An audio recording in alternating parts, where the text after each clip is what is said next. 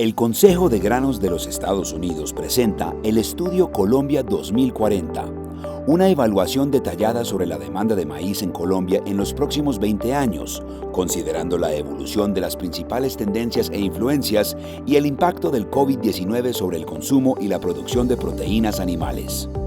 En este video resumen veremos los factores determinantes de la demanda y de la oferta, las variables que las afectan y unos escenarios posibles para las próximas décadas. Empecemos con el consumo de proteínas de origen animal en Colombia. Entre 2010 y 2019, el consumo per cápita total de carnes creció a una tasa anual promedio del 3.9%, pasando de 47.7 kilogramos a 66.3 kilogramos. La pandemia generó una caída en el consumo del 7.1%, un retroceso de 3 años. Con menos ingresos, muchos colombianos cambiaron sus consumos por fuentes de proteína más económicas. El COVID también afectó el consumo de leche, aunque su impacto porcentual fue menor que el del consumo de carnes. Con un crecimiento anual promedio de 3.2% del PIB y una tasa de desempleo alrededor del 12%, el estudio proyecta que el consumo per cápita de carne crecerá a una tasa anual promedio alrededor del 3% entre el 2020 y el 2030, llegando a los 85 kilogramos por persona año. A partir del 2030, el aumento en el consumo será más lento y determinado principalmente por el crecimiento poblacional, creciendo a una tasa anual promedio cercana al 2% para llegar a más de 90 kilos de consumo per cápita.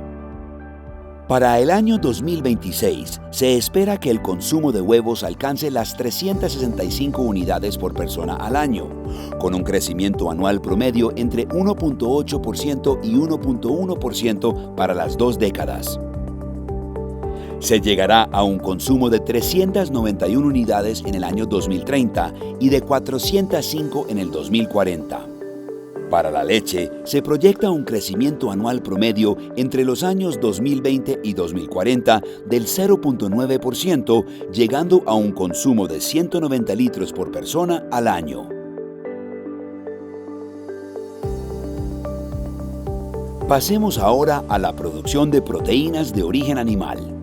Aunque las importaciones contribuyen a satisfacer la demanda, en Colombia esta se abastece principalmente con la producción nacional.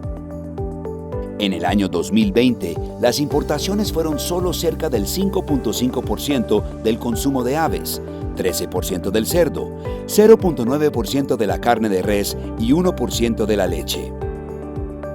Entre 2010 y 2019, la producción de proteína animal en Colombia creció a una tasa anual promedio del 4%. El efecto de la pandemia fue mixto. Mientras la producción de cerdo y leche creció, indicando una mayor participación de la producción nacional en el consumo doméstico, la producción avícola y de carne de res cayó. Un determinante fundamental de la demanda de maíz amarillo en Colombia es su uso como materia prima base para la producción de alimento concentrado. Entre 2010 y 2020 vemos un crecimiento anual del 4.7%, por un incremento en la demanda del 5.5%. En Colombia, el principal uso del maíz amarillo está en el alimento concentrado.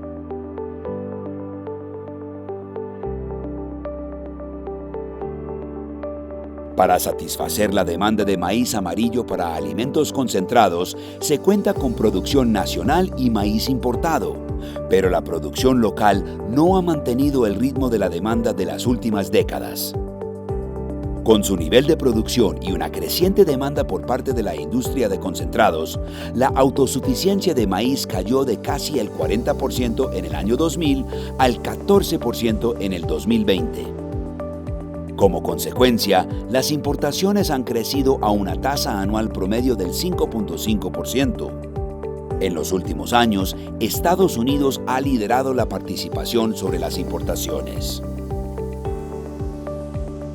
El estudio resalta otras variables que pueden afectar la oferta o la demanda y modificar los pronósticos. factores macroeconómicos, factores sociopolíticos y políticas comerciales.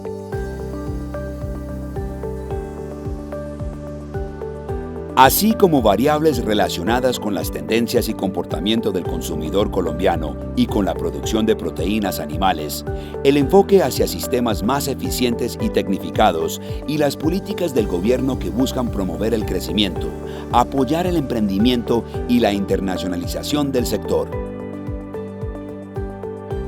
Desde lo productivo, las prácticas de alimentación en Colombia cambiaron en la última década, con el aumento en la demanda de productos pecuarios.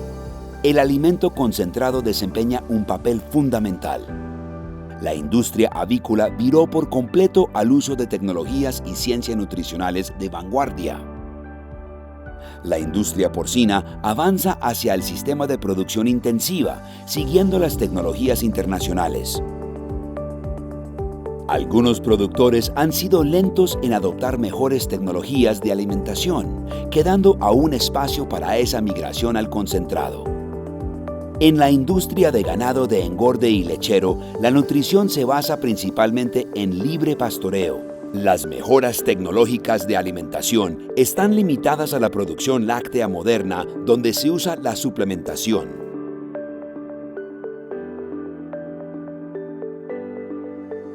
El estudio habla de dos escenarios probables con supuestos de incremento anual promedio del PIB y la tasa de desempleo. En el escenario más optimista, con un crecimiento anual del PIB del 3.2% y una tasa de desempleo del 12%, el crecimiento anual promedio de la demanda de maíz amarillo hasta el 2030 sería del 3.2%, con un crecimiento de las importaciones del 3.5%. Mientras en la siguiente década, el crecimiento de la demanda y las importaciones de maíz se desaceleran al 0.8 y 0.7% respectivamente.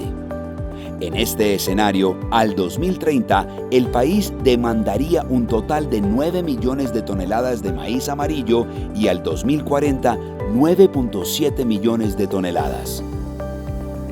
En un escenario más conservador, con un crecimiento anual del PIB del 2.1% y una tasa de desempleo del 14%, el crecimiento anual de la demanda de maíz amarillo hasta el 2030 sería del 2.9% y 3.1% de las importaciones. Mientras en la siguiente década, el crecimiento de la demanda y las importaciones de maíz se desaceleran al 0.7 y 0.6% respectivamente. En este escenario, al 2030, el país demandaría 8.7 millones de toneladas de maíz amarillo y al 2040, 9.4 millones de toneladas.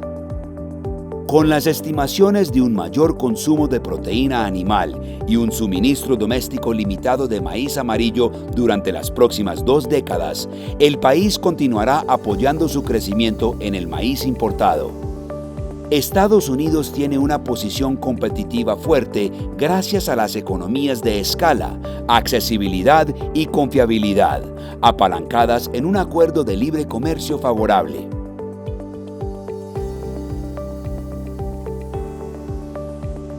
El compromiso del Consejo de Granos de los Estados Unidos es continuar siendo un aliado estratégico de la industria, apoyando su crecimiento y desarrollo en las próximas 2 décadas y más allá. Para más información sobre este estudio, por favor contacte a la Oficina de América Latina del Consejo de Granos de los Estados Unidos.